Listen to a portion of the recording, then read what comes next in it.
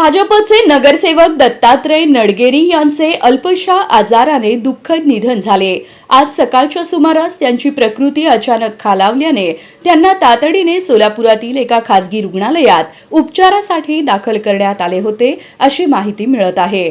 मात्र उपचारादरम्यान त्यांची प्राणज्योत मालवली।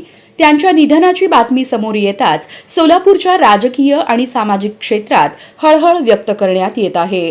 प्रभाग क्रमांक 22 अ चे नगरसेवक असलेले नडगेरी हे सुभाष देशमुख यांचे खंदे समर्थक आणि भारतीय जनता पक्षाचे एकनिष्ठ कार्यकर्ते म्हणून ओळखले जात होते। आमदार देशमुख यांच्या नेतृत्वाखाली त्यांनी आपल्या प्रभागात विविध विकास कामे राबवत नागरिकांचा विश्वास संपादन केला होता। अत्यंत साधे, प्रामाणिक आणि जनतेच्या सुखदुःखात धावून जाणारे लोकप्रतिनिधी अशी त्यांची ओळख होती। त्यांच्या निधनाने प्रभाग 22 मधील नागरिकांसह भाजप कार्यकर्त्यांमध्ये शोककळा पसरली आहे।